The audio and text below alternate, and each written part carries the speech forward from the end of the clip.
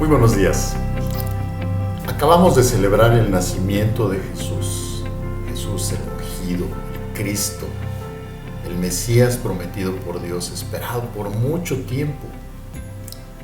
En los dos videos anteriores estuvimos hablando de las palabras de Jesús relacionadas con su nacimiento. Y hemos notado claramente que cuando Jesús habló de su nacimiento, lo hizo siempre enfatizando que esto era con un propósito. Es entonces un buen momento de reflexionar en el propósito de Jesús. En el Evangelio de Marcos vimos a Jesús predicar y diciendo en Marcos 1:15, el tiempo se ha cumplido y el reino de Dios se ha acercado. Arrepentíos y creed en el Evangelio, dejando claro que su nacimiento era el cumplimiento de las profecías que encontramos en el Antiguo Testamento sobre su venida. Inmediatamente después, en el cumplimiento de su misión, empieza a hacer cosas milagrosas. Sana a un leproso, sana a la suegra de Pedro, libera a un hombre que tenía un espíritu inmundo, y el evangelista nos relata cómo le traían personas enfermas y endemoniadas y él los sana. Una mañana, muy temprano, mientras oraba, sus discípulos lo encuentran y le dicen, todos te buscan. En el versículo 38 de este capítulo vemos lo que Jesús les responde. Les dice, vamos a los lugares vecinos para que predique también ahí, porque para esto he venido. Luego, en el siguiente capítulo, vemos las cosas asombrosas que ocurrían mientras Jesús predicaba. Voy a leer el pasaje de hoy que se encuentra en el capítulo 2 de Marcos. Está del versículo 1 hasta el 12. Dice así, entró Jesús otra vez en Capernaum, después de algunos días, y se oyó que estaba en casa, e inmediatamente se juntaron muchos, de manera que ya no cabían ni aún a la puerta, y les predicaba la palabra. Entonces vinieron a él unos trayendo un paralítico, que era cargado por 4, y como no podían acercarse a él a causa de la multitud, descubrieron el techo de donde estaba, y haciendo una abertura, bajaron el lecho en que yacía el paralítico. Al ver Jesús la fe de ellos, dijo al paralítico, hijo, tus pecados te son perdonados. Estaban ahí sentados algunos de los escribas, los cuales cavilaban en sus corazones, ¿por qué habla así? Blasfemias dice, ¿quién puede perdonar pecados sino solo Dios? Y conociendo Jesús en su espíritu que cavilaban de esta manera dentro de sí mismos, les dijo, ¿por qué caviláis así en vuestros corazones? ¿Qué es más fácil decir al paralítico, tus pecados te son perdonados? O decirle, levántate, toma tu lecho y anda. Pues para que sepáis que el Hijo del Hombre tiene potestad en la tierra para perdonar pecados, dijo el paralítico, a ti te digo, levántate, toma tu lecho y vete a tu casa.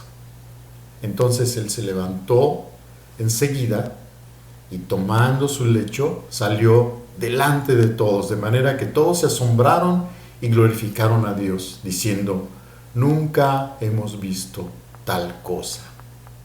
Vamos directamente a las palabras de Jesús cuando le presentan al hombre paralítico.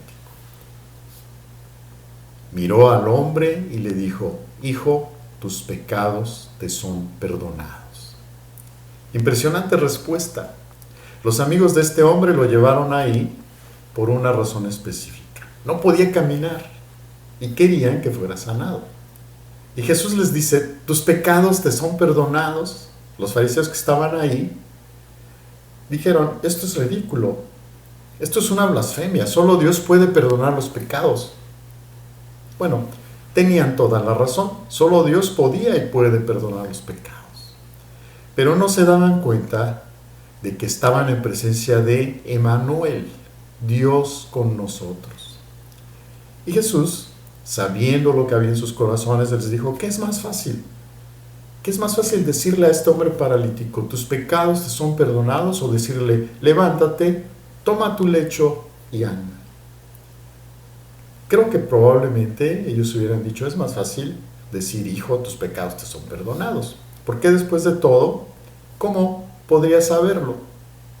Bueno, no podrías decir, tus pecados te son perdonados, que tengas un buen día, adiós. Pero si dices, recoge tu cama y camina, y él no camina, entonces todos se darían cuenta de que en realidad no tienes nada que ofrecer. Jesús se interesa por todas tus condiciones, todas tus preocupaciones. Pero Él no vino para eso, vino a conceder el perdón. Ahora aquí está la pregunta, ¿por qué Jesús actuó de esa manera?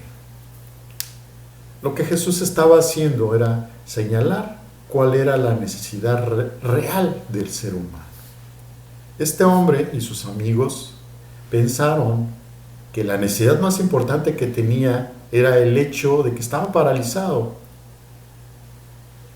De la misma forma en que usted o yo creemos que nuestra necesidad más importante tiene algo que ver con la ruptura de su matrimonio, algún problema familiar, su salud o alguna otra cosa. Jesús sí estaba, de hecho, interesado en su condición física. Por ello curó a aquel hombre. Jesús se interesa por todas tus condiciones, por todas tus preocupaciones, pero Él no vino a eso. Vino a conceder el perdón.